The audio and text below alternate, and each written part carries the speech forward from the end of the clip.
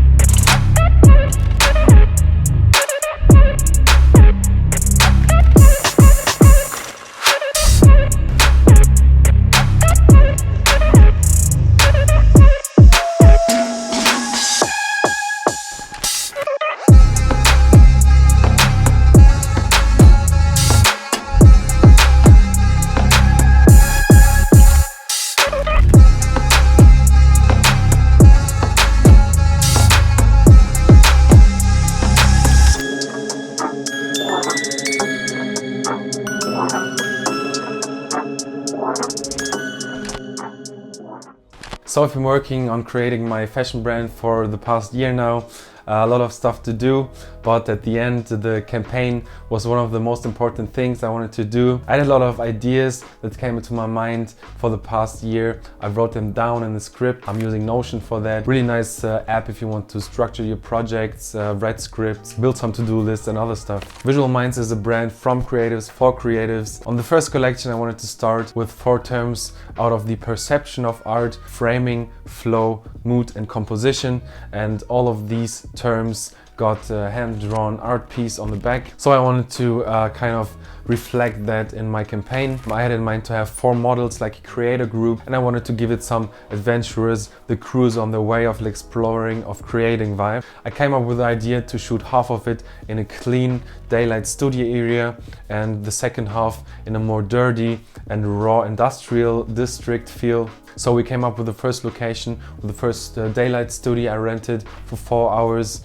We had like a raw white back wall. Then we rented a Ford Mustang from the 70s, really beautiful V8 car. Had the models to drive in the car, lean out of it. This was kind of the connection accessory between locations, the accessory statement piece. So as a second location, I had like a rotten industrial building with an open roof. In summer a lot of plants grow there, so it's really raw, really wild. A nice contrast to these clean studio shots. Besides the car riding shots, for a sunset location we had like a white field with yellow beige kind of wheat, and we parked the car over there and took some last shots over there with a really nice lighting. Pretty early I had the track Dylan Sid's Leg Room, which is from Epidemic Sound, and I really liked this powerful dirty with these double kicks, and I knew you could edit really nice on it because it's so fast. These double kicks give you a lot of opportunity for fast cuts back and forth, and I really like when the song gives the edit a lot of power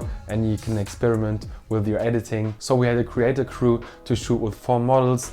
2 of them I already shot them in 2 of my video portraits, so I was just asking them if they would be in for my fashion campaign. The 2 other models were friends of them, so the Visual Minds creator crew was united.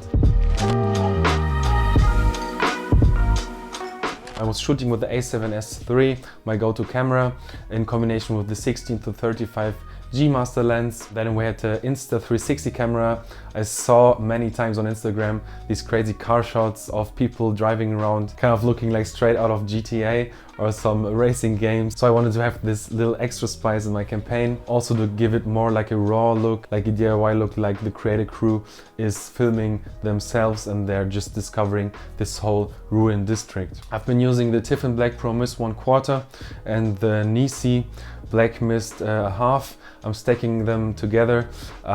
If you want to know more about how I achieve my look, you can check out the video how I achieve the dreamy cinematic look. My style in general is moving a lot around with the camera. I'm trying out different angles handheld. The A7S III stabilization is pretty good, and in combination with the 16mm, shakes get really bearable and it gets really easy when you slow it down after to make the footage usable. That's why I shot most of my shots in 60p or 120p, so I had some flexibility in post to use slow motion to cut out really the key scenes where composition is on point, where movement is on point, where the shakes are bearable. To mount the Insta360 camera on the car, I bought like a mount from Amazon, which you can really get on there with a suction cup, really holds strong. The camera itself is really light, so it's not a big problem to get it on there. The camera itself is keying out the selfie stick, so you cannot see the selfie stick, and it gets this kind of floating move.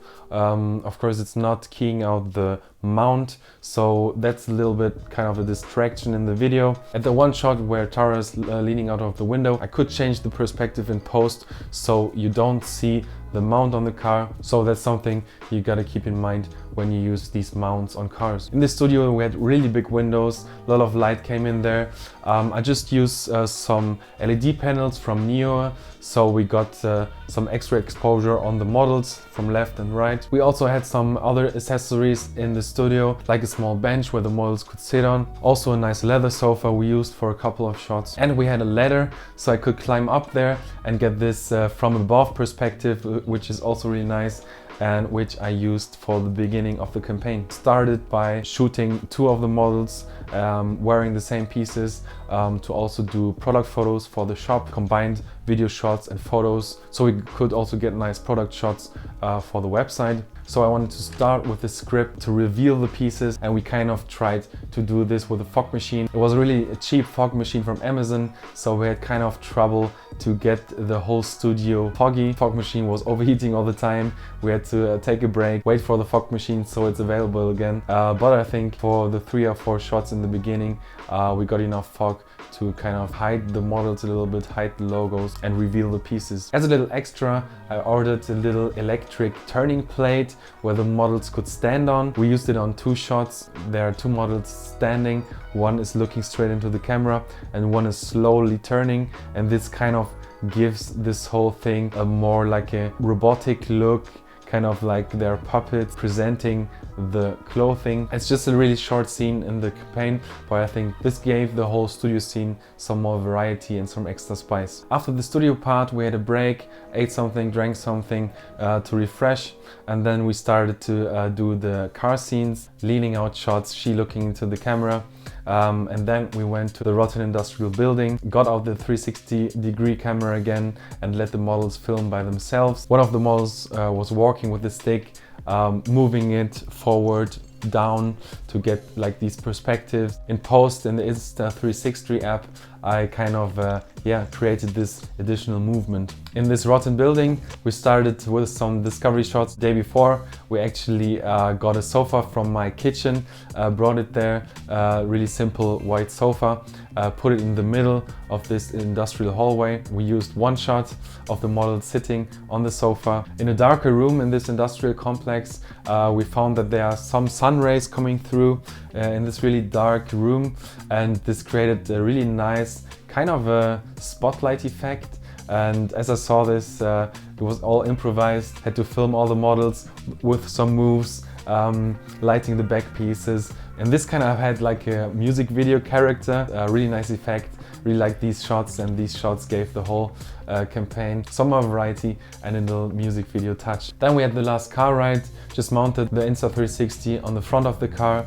And then we went to this big wide field. We had really nice light over there, shot the models in different positions, and then at the end it was also improvised. One of the models started running, everybody just ran, I followed them with the camera, and I used this shot in slow motion for the announcement title. And I think this kind of took out the power and took out the fast cuts to a more relaxed state to finish the whole thing.